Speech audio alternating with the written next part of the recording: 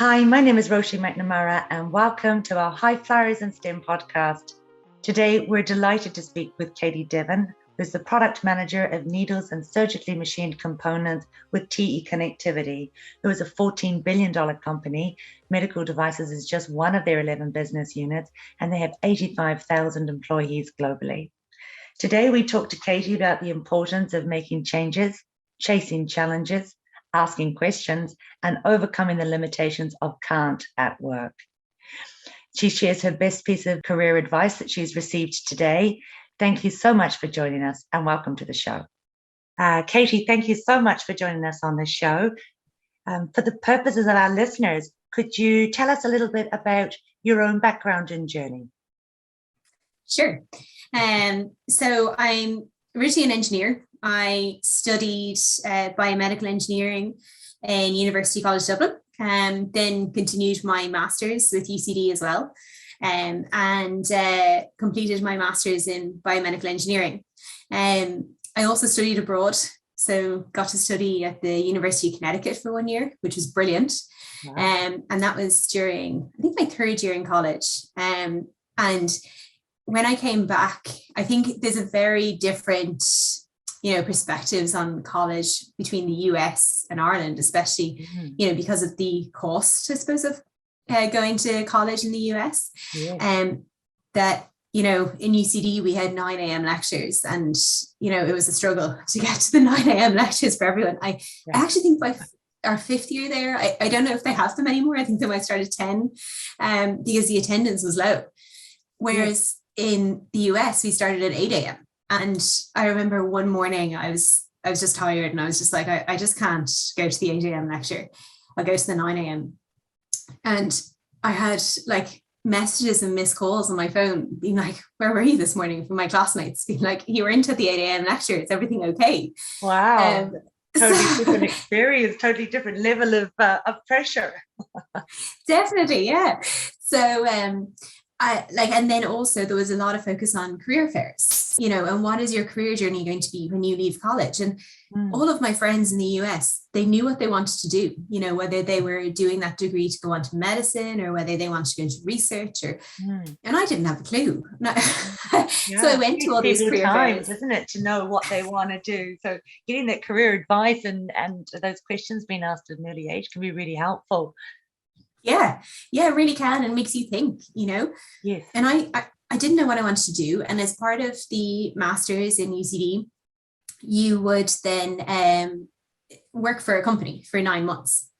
And so based on this kind of feedback from what I'd heard in the US, I really wanted to work for a small company and, kind of learn about all different functions. So it's actually quite a funny story. I went to my sister's graduation mass for school. My parents were away and they asked me to go. So I said, it's fine. And my sister wanted to sit beside her friend. And I was like, yeah, that's fine. And so I sat down, and turns out her friend's dad was in the medical device industry. And he said, yeah, here's my business card. If you ever need work experience, give me a call. So a year later, I gave him a call, and he was like, I told him what I wanted, a small company just for a 9-month placement. And he goes, look, I'll put you in contact with a site manager at American Medical Systems in Athlone. They're new in Ireland, but they're a big company, but, small location in Ireland.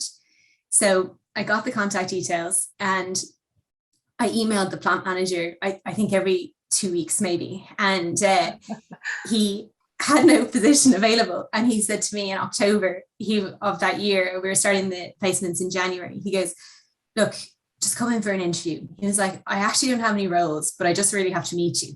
I was like, okay, this is going off. Yeah, good on you. So he gave me a role for the placement, and but they said you have to start in quality because quality is so important for medical devices. So 4 months in quality and 4 months in engineering.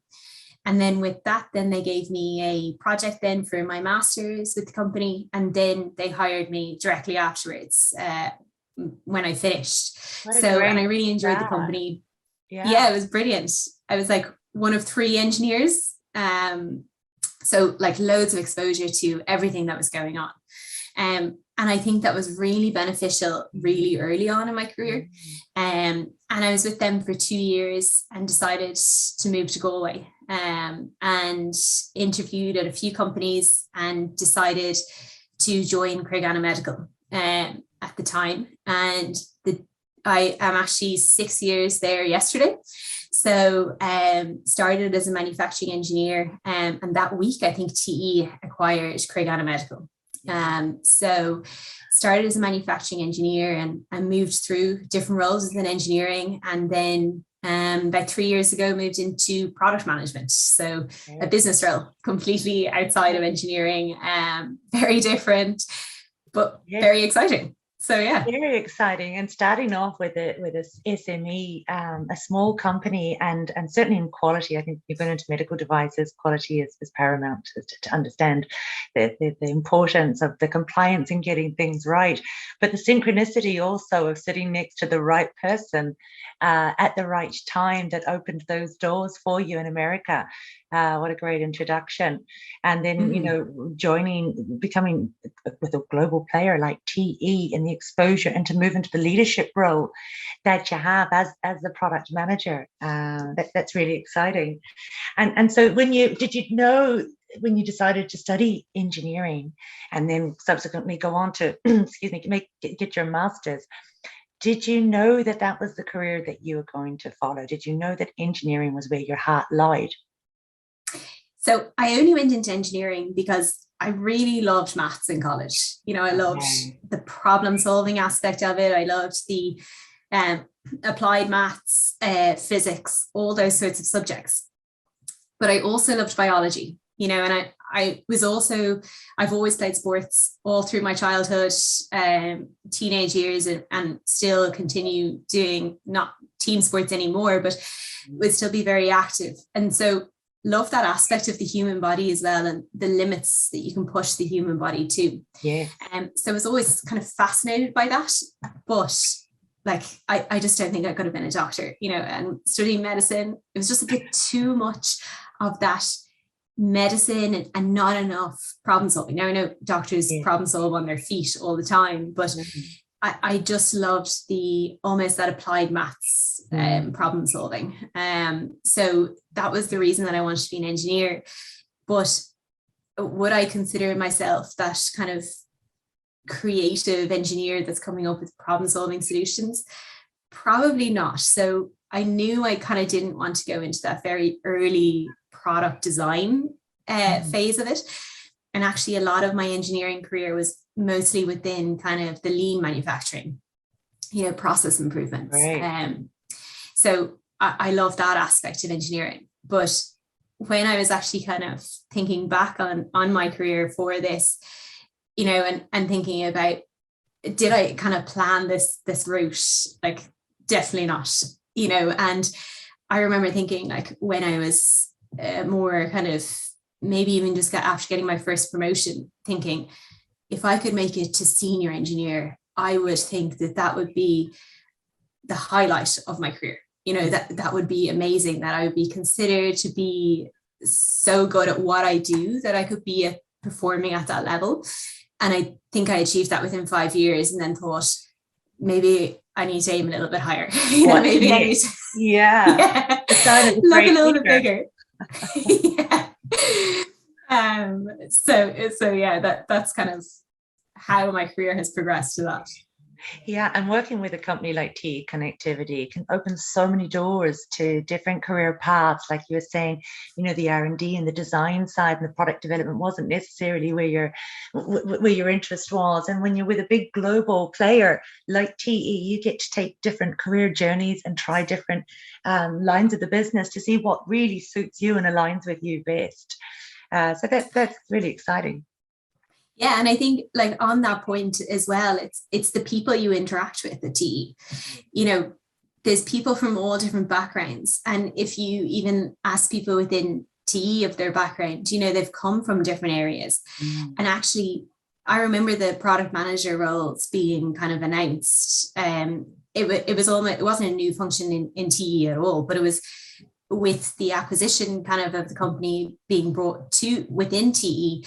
This product management function had to be kind of created within within Craigana, And so I remember the roles being advertised and thinking, God, I wonder, like, even the background of a product manager. So a product manager, you're considered to be the owner of that product line. So you're almost like a mini GM is how they explain it. And so they look for people from backgrounds of operations, engineering, finance, all those different areas. I remember thinking as an engineer, like, there's no way I'd be able to do that. And it was actually, I was part of the Women in Networking Employee Resource Group. And so I met a number of women through other functions, and it was actually a friend through that said to me, I've been asked to, apply for one of these roles, and thought, that's not where I want to bring my career. But when someone was describing the role, she said, that's Katie. That's Katie. Like, definitely she needs to apply for that role. And so she showed me the role, and I was like, I don't understand what you're saying. Wow, she saw that connection between your skill set and experience aligned with the role. Very good. You might not have recognized it otherwise. Sometimes it takes someone from the outside to point these things out within us. I think so, yeah. So she was like, look, just talk to the hiring manager and just tell them like that, you're just interested and see what happens. So I did that and went for the interview and got the job. And I was still like, who knows what a product manager does? I'm sure I'll figure it out soon enough. And yeah, within 2 years, I only started with one product line. Now I have two. So I'm obviously doing something right. I know you're doing a great job. And then how did you adapt to the financial element of the role when you moved into the product manager, being an engineer? How did you adapt? Yeah, it was the biggest thing that I had to adapt to, I think. But we have, kind of our finance business partners with us as well. So, even the scheduling one-to-ones and having regular one-to-ones with that person, like I remember the first few months, every time I'd be on the call, I'd be like, okay, so finance 101 for Katie, with him. But it takes to ask those questions, and even like everyone's learning, and especially when it comes to finance, unless you're in it and in it all the time. I found I'm very open with saying, I'm sorry, I don't understand that. And a lot of people say, oh, neither do I. But they still can't explain that to me. Another great quality of a leader, exactly, is to not be afraid when we don't know. And we don't always have the answers. And it's to be confident enough to say that. Because that's the only way we learn. And we're forever growing and learning. And exactly. What was the transition like then to the people management side? Because I know as a senior engineer, did you have people reporting into you in that role, or was that more principle based? And how did you adapt to the people management side? I actually didn't. So because I was a senior engineer within kind of lean manufacturing, and we didn't have any direct reports in that function. So I didn't, and I still don't. So it has been kind of almost like a gap on my CV, of something that I haven't done. But what I have done is kind of taken things outside of my role to get that exposure. So as I was a member of the Women in Networking, I then decided, okay, I actually want to lead this within Galway. So I led that for 2 years. Fantastic. We had a great time organising loads of different events around different days of the year, like International Women's Day, and stopped that about 2 years ago. And was like, I need to kind of stop being on these sorts of committees. Maybe I just don't have the time for them, and especially moving into the product manager role. Yes. And then realised, I'm actually really missing it. So I then decided to lead the TE Young Professionals Employee Resource Group in Galway, which is now actually an Ireland chapter. So TE has a number of sites in Ireland. I think it's actually 4 in total. So 2 in Galway. So I lead the TE Young Professionals chapter for Ireland. And there's a team, I think about 8 of us on the committee. And it's great, we organize events that would kind of promote, we are in 3 different chapters. So you'd have professional development, networking, and community involvement. So we would usually around the professional development, we would organize kind of events that people would say senior leaders would talk about their career and how they got to where they got. And we had realized that a lot of feedback from the young professionals was, we've heard a lot of these stories before. So this year we decided, okay, let's kind of pivot on that. Let's talk about the business as a whole from a leader. And then at the end, kind of ask that leader, how did you get into that position? Or if someone was thinking of getting into that position, how did you get into it? So an example of this is like TE is such a big company, and even TE Medical is a big company. I think it might have been in 2020, they started acquiring some companies within microfluidics. And microfluidics is very topical with, COVID testing. And so to employees that work in microfluidics, they explained to people within Galway of, what their products do, because within the products in Galway, they're very, very different to microfluidics. So it was really interesting for people to learn about the broader TE business. And another one we had one of our directors of sales talk about our customers and how we get that feedback from customers, and how we, might discuss new projects with customers, or how we would deal with issues with customers. And then at the end, he said, if anyone's interested in coming into a commercial role, please reach out to me. This is kind of what a commercial role is, so not only are people learning about the business, but then they're also learning about, okay, what would that role look like? Because, even an engineer could move into a commercial role. Yes, and do I see myself in that role, and are there opportunities? Because by explaining a little bit more about the positions and what they involve, people can say, okay, wow, I hadn't realized that. And that's something that I'm quite excited about. And then we were fortunate to be involved in a recent TE diversity supplier program. And it was really innovative, where they brought together all their suppliers, or a number of their suppliers, to introduce the suppliers to different members within the TE group. And it was so well run, and it was a great opportunity to meet with all the different businesses across TE. So, really, really innovative. And it must be really rewarding to work with young professionals and watch their career develop, like the person that you sat next to as it was at the graduation, and how you open doors of opportunities. And it's lovely to pay it forward and help other young entrepreneurs, especially women, in business as well, to accelerate their career. So yeah, I think one thing that TE has also had this year was the graduate program, bringing graduates, and I'm actually a mentor for one of the graduates as well. And it's great. I love having this role of doing that as well. And I think it also allows you to meet so many people in the business. I suppose with the pandemic, I'm working from home. So I didn't get to see people on site, and my role is global. But I want to have that connection to the Galway side as well, because it's where I started, and I know a lot of people there. I worked with a lot of people. And so having the likes of the TE young professionals and getting to connect with people and getting to network with all of those people, might only be a short time. Yeah, it's a great way to keep it inclusive and keep the engagement. And then the last couple of years have been really complicated for everyone, with the pandemic.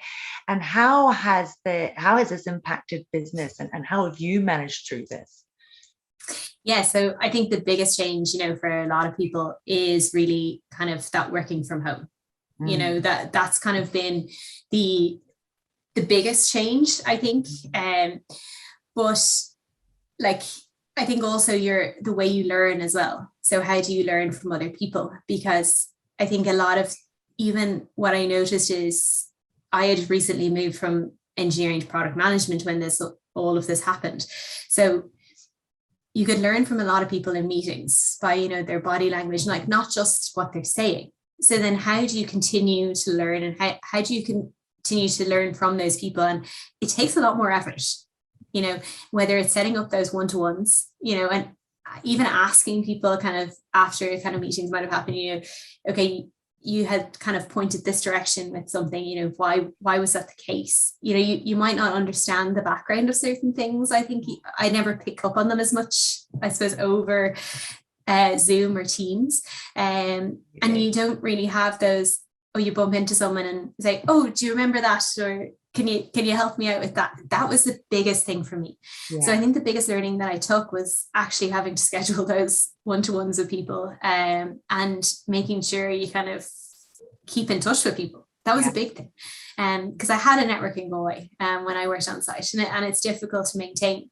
But I think also in January, I took on the role of having the second portfolio of surgical machine components, and that's US based. So one thing I actually learned over the last few months is that, okay, we all speak English, but Irish people actually have a few things that Americans don't understand, like opening a call with "how's it going?" They were all like, what is she saying? So things like that. When I actually went to go over to the US site a few weeks ago, they told me, we don't know what you're saying, but I think they didn't know me well enough to say that over the phone. But when they met me in person and got to know me, they were like, "Oh, by the way, Katie, we didn't know what you were saying when you said this or when you said that." I thought that was so funny. But I think then I was kind of thinking from that inclusivity of what happens if someone has actually just moved to Ireland and English isn't actually their first language. What am I saying now that maybe I think is usual or normal that they might not understand? Yeah. And the awareness that comes from that and that global experience, and then how much you can empathize with people who are moving to Ireland, just like you say, and how much of the conversation do they miss because of our own local way of communicating. Exactly. Yeah. And yes, and so and it's great that you get to travel with business and you get to visit countries around the world.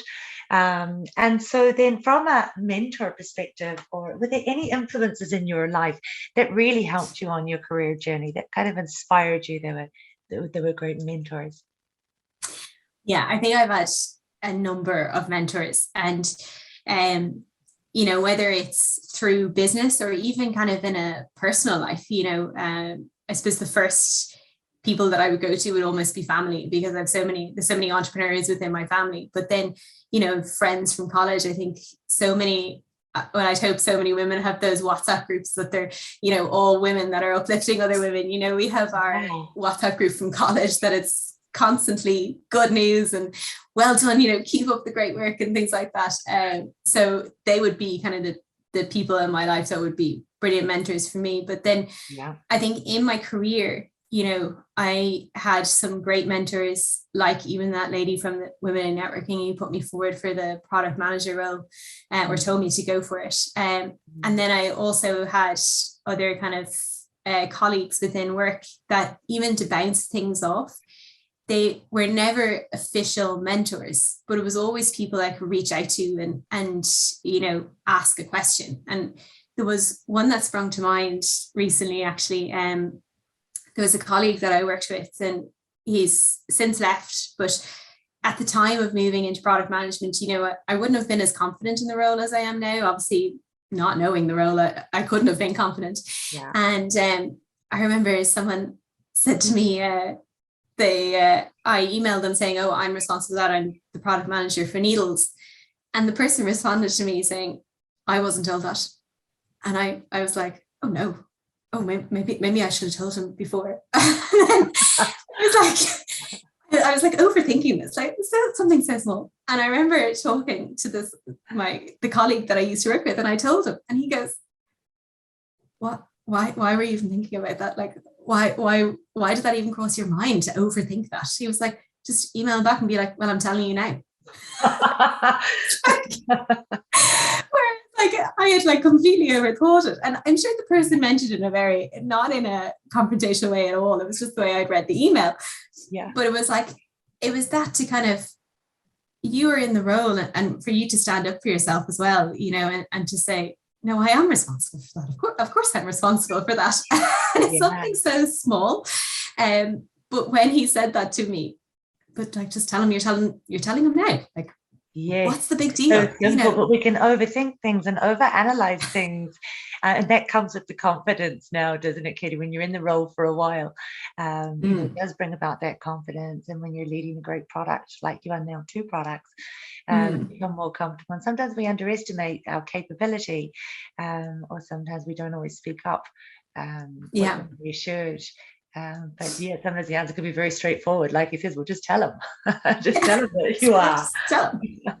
But actually, I've recently, so TE with the young professionals, we then have they pay for a membership to a company in Europe, and they would run different kind of courses on leadership, but they also run a mentoring program. And I'd never had an official mentor. And so I signed up for it to kind of understand a bit about it. And so I had decided you have to choose 3 topics as what you want mentoring on. So mine were mostly around that kind of influencing, because product management role, it's a lot of people influencing that are not direct reports to you. And so the person that I got assigned he's based in France, and he is a coach, and he's very results driven, and it is so good. So every time I talk to him, he's like, okay, so what's your issue? And here's the resolution. And the next time we meet, how did you implement that the last time? And now what are your next steps? And so the first meeting, I had just taken over the second product line, and he said to me, so who do you need to influence? And I was like, well, the team in the US. And he goes, okay, so what are you going to do about it? And I was like, I'm probably going to talk to them, maybe set up a few calls. And he was like, okay, off you go do it. That should be part of your job, really, is what he kind of said to me. And so then the next time I met him, and he was like, so how did the last month or 2 go? And I was like, oh, it was great. I set up calls with them, we're getting along great. Everyone's kind of on the same page. We have, we're really working on our vision and strategy, and it's brilliant. And he was like, Katie, the confidence change in you from the first day being like, what? I don't know, maybe I'll just set up a few calls here or there. He was like, you have a goal, you have a direction. And hearing that back from someone has been, really impactful.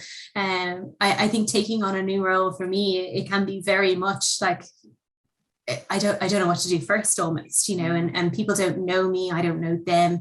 And I think that's also a challenge that we have in this virtual sense as well, that, if I knew people in Galway, it's very easy to reach out to them. And I'm sure people might find it moving companies even, people wouldn't know you, and then working in that virtual sense as well. Mm-hmm. Yes, and I think it really helps to get that recognition and to hear those words back from your mentor, and just encourages us that we're on the right path and that we're doing the right thing, but also to have the opportunity of choosing 3 topics that you can have that one-on-one coaching in, and influencing skills, and to work with a great obviously influencer to give you that confidence, and it must be really rewarding for them also to see how you've grown and developed with your own confidence.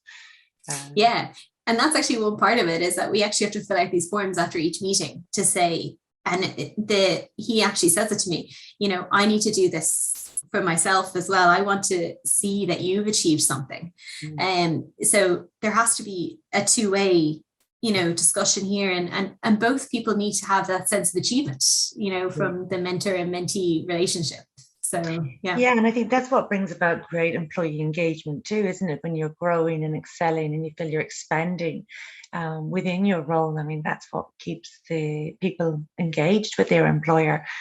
There was recent statistics about, money is not the biggest driver for people at all. It's that feeling that they are contributing and that they are growing within the company, and that learning and development plays a bigger part than any monetary reward.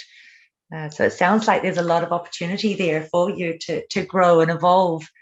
I think learning and development has been a big thing for me in the product management role over the last few years. And the courses within TE have been significant with that as well.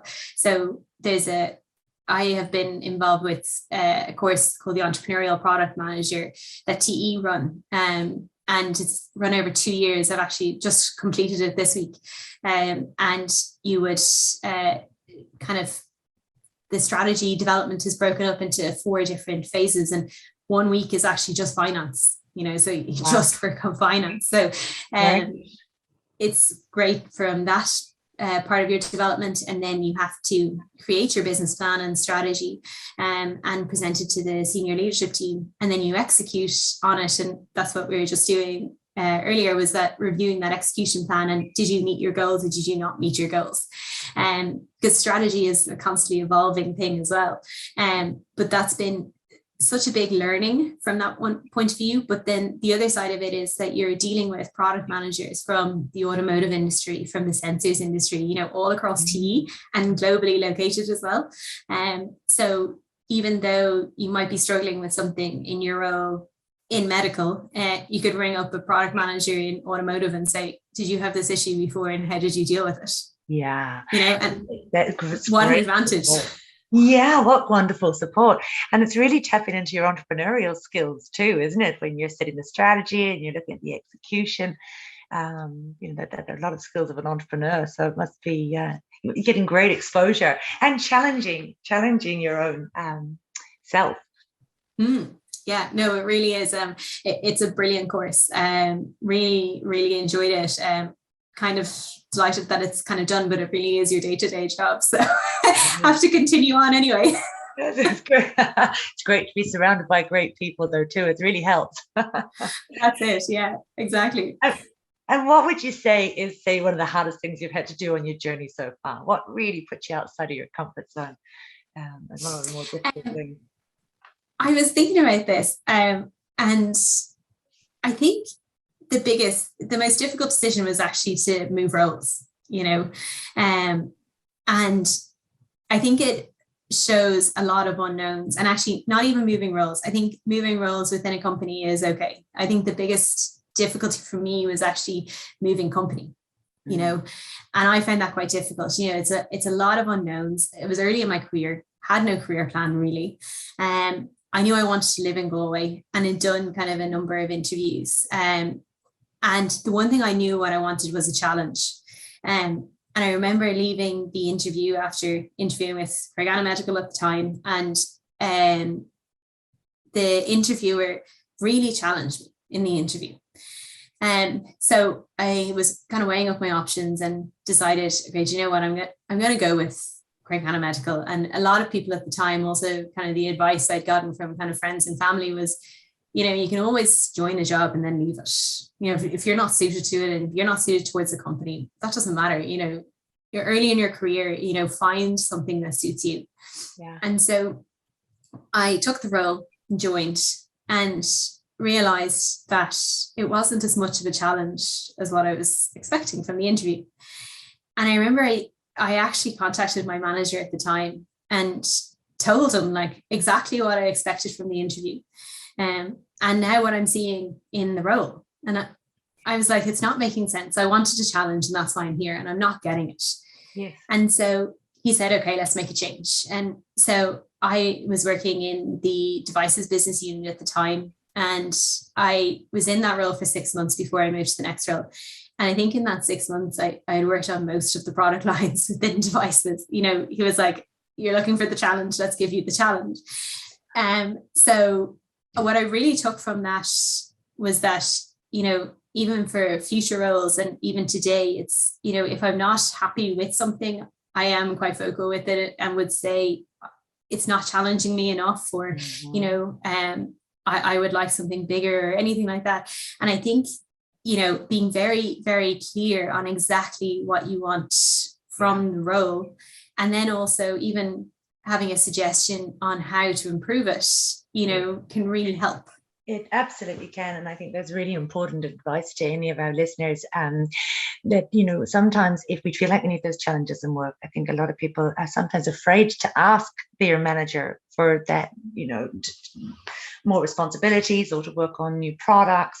And they tend to sometimes leave then and join another company, whereas the grass is not always greener.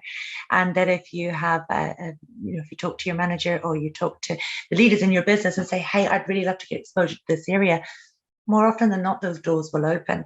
But it's having that voice like you did, Katie, and asking the questions that made that come to light, which brought you to a management role. Manager, very good. Exactly. Yeah. It's really, really good advice, because I see it happen a lot working in recruitment. People who are looking to leave, and then you look at the motivations, and sometimes it's because they're not getting that challenge. Whereas more often than not, it is available to them if they've opened it. Very good. And then, you've seen a lot of work-life balance these days, and especially after the pandemic, and people looking for more flexibility. What are your thoughts on, it's a lot of talk around the 4-day week. What are your thoughts about that becoming a reality with companies? We kind of got to experience that a little bit. I think during when COVID first hit, we were moved to a 4-day working week. So we had Fridays off. I can't remember for how long it was, but I think it was most of the summer anyway of 2020.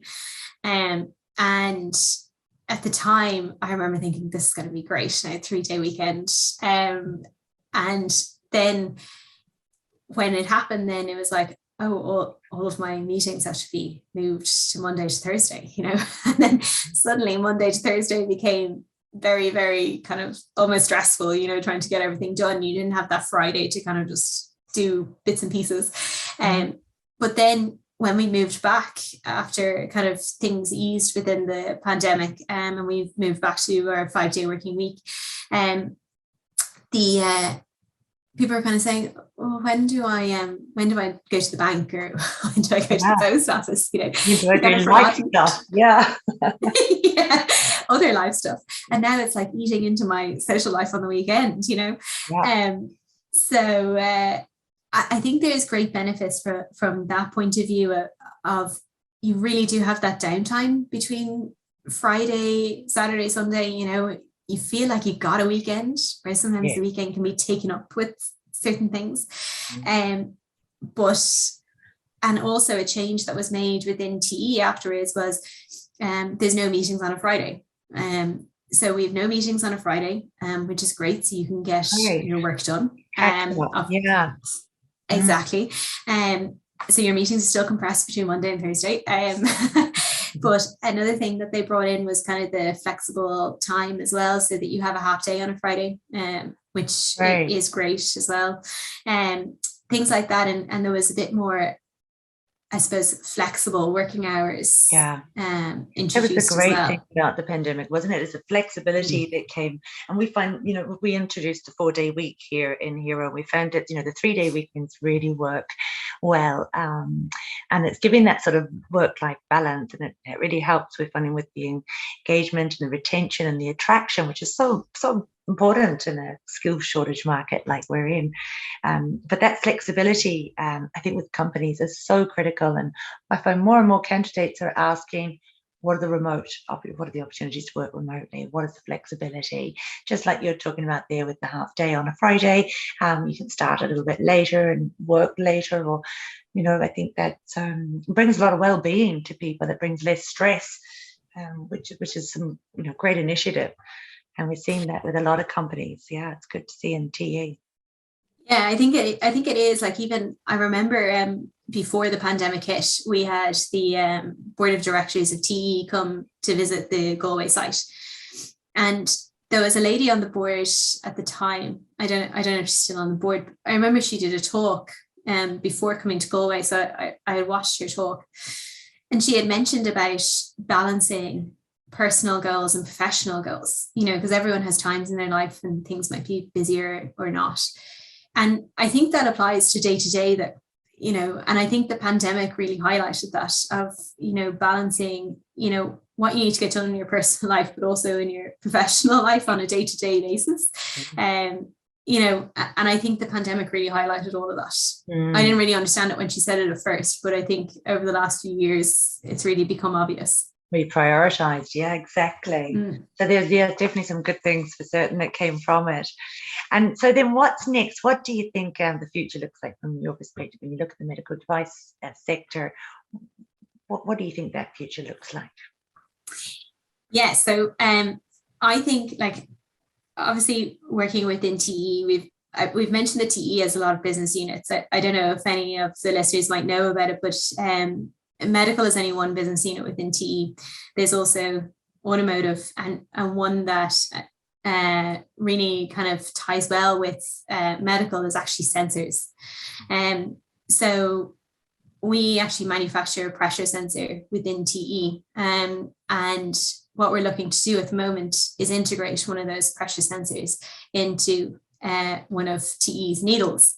And I'm just, what advancement we can do in medical when we combine all of these sorts of technologies. I just think it's so fascinating, from being able to, take a biopsy with a needle to now being able to take the biopsy, but then also measure the blood pressure of where that biopsy was taken. Possibilities are endless, really. I think it's fascinating of what these medical devices can do and what they can do for patients. Another place I think within medical devices, an opportunity I see, I think is real speed. I know there's an awful lot of within regulatory and things like that, but we work at a component level. So, we could have a product that could go through, multiple iterations of prototypes and things. And so a new prototype center has been opened within TE in Galway at the medical headquarters called Propellus. And I actually was very lucky to get a tour there a couple of weeks ago. And I'm not a huge expert on, the technologies as much as the engineers would be. But for one example, like the engineering manager was showing me of all the different, laser technologies that we have in Propellus. And, you could have a process that's, very standard laser cutting, or the way he put it, you could have the Ferrari of the laser cutting. But if you want the Ferrari of the laser cutting, it's going to be extra cost, extra time, that's going to take to use that process. So, do you want that precision, or do you want the high volume in operations? And I think, dealing with people over the phone and, maybe on Teams or Zoom or whatever it might be, it can be difficult to explain that. And I don't think I picked up on that when they've explained that over calls. When you see the equipment and then think of the perspective of a customer coming in and seeing the equipment and seeing the precision that some of these machines can get to. Yes, it might be very, very nice to have that precision, but is it needed, for the cost that it's going to add? And conversations like that can happen when you have a whole, like all of these equipment lined up beside each other in the Propeller Center. You can have those conversations very clearly. So I think there are two things, expanding the medical devices to really, do more than what they can do today. With like that feedback technology being placed onto it. And in that very, very early stage of really helping our customers, with that speed in that prototype phase. Yeah, absolutely. And bringing that technology and the advancement that's there, and there's so much, it's evolving so quickly. It's a really exciting space. And so then if your lessons learned as your careers develop, and if you look back on, if you could say go back in time, what would you change differently, or what would you do differently? I'd probably think bigger. I think one thing that's been a trend throughout my career has been, oh, maybe I can't do that. Maybe I can't do that. But I think another thing, what I always thought was, as an engineer, I can only impact one area, one line, that I'm working on. And I might not have provided input to others. I might have thought, they'll think of that. They've been in the industry longer than I have, or they know that product line better than I do. But what I've really learned is that, you need the perspectives from everybody, and sometimes when you have a new product coming in or a new technology, sometimes it's great to get someone who actually knows nothing about it to ask all the questions that you would never think of, Absolutely, Katie, you're absolutely right. Because sometimes we're afraid to speak up, or we feel we have imposter syndrome, where we're unworthy to be there, or do especially when you've got experts in the room. But the contribution from the outside perspective is probably never more valuable. To see things in a different way. So we would invite those kind of people to meetings to give that other person in the room. And also I was part of a course a few weeks ago, and we were simulating a business on this sort of technology, and it was all simulation. But what we realized by day 2 was all of us have the same personality. So we really should have said to someone, you need to be the person in the room that tells us all we're wrong. Sometimes you need that kind of person. So I think that would be something I would do differently, is go back and think a lot bigger, think bigger, and also provide my contribution where maybe it might not have been asked, because who knows what you might have triggered for someone else to think of, and not to be afraid to speak up and say what you think. Yeah, because there's no silly questions out there, and like you say, it could inspire a different thought pattern within someone else. That's really good. It's a really good life lesson. And so if you were to talk to other people who want to progress into leadership, whether it's leadership of people or leadership on the product development side or product ownership, what would be your advice to them, people looking to grow into a role like yours as manager? I think a big help for me throughout my entire career has been the employee resource groups at TE. Joining an employee resource group, I have been able to lead a team that don't report to me. I have been able to get exposure across the business. A few weeks ago, I held a panel discussion with leaders across all of TE. They're now people that I can reach out to within TE. They're not in the medical business unit. It's just been so amazing to be involved with the employee resource groups. But even if you don't have the time to lead one, and maybe take on that leadership role, at least to get involved, to hear the perspectives of other people, to hear about other career opportunities. I know at TE we run events quite frequently on learning about the broader part of the business, and even then helping people get involved in the community as well. We ran an event before Christmas for Madra where we raised money to buy a dog a dinner. And most recently we ran an event for World Down Syndrome Day, where actually three parents spoke about their children with Down syndrome. And I actually got to facilitate that panel. And before facilitating that panel, I didn't know much about people with additional needs. And I actually had to learn about the language that's to be used and things like that. So if someone told me now that their child has Down syndrome, I would know how to respond. Whereas before, I don't think I would have known. And things like that. Even the lady from Down Syndrome Galway who joined the event, she said she hadn't seen a company run an event like this before, where it was educating people on the language so that everyone feels inclusive. Yeah. And even if someday, if I do lead a team, at least I will know how to be more inclusive for team members. And I think that's a big advantage what the employee resource groups have given to me. It's a wonderful advantage for everyone because of the inclusivity, how comfortable you come in supporting people with Down syndrome or other disabilities like that. I think it's a great gift to be giving the team in TE. So that's wonderful that you're part of that group. So what are some of the best resources that people can tap into to stay up to date with the medical device or life science industry and upskill themselves? I think even moving into the product manager role, I didn't know about kind of the entrepreneurial product manager course at the time. And so I was kind of thinking, how am I going to educate myself on the markets or, what's going on in the industry and keeping up to date that way. And actually, I found podcasts are actually brilliant. There are a number of podcasts on the medical device industry, and putting in a company name even if you put in TE connectivity into the search bar in Spotify, you'll find a number of podcasts that have been done by different leaders within the industry. And like that, if you were looking at maybe a technology that one company might have, to put their name into Spotify and see what appears. I found that was a great way, because taking the dog for a walk, put the headphones in and listen. Yeah, it was a nice way. Huge library of some great informational sources, and more often than not, you do meet people out walking their dog, and it's like they are listening to their podcast. Yeah, great source of information. Really is, and there's so many out there today. It's definitely a great way to learn, I think. It is, and doing the High Flyers and STEM podcast, I learn so much from everyone we speak with. I get the opportunity to speak to great leaders, and it's really enlightening.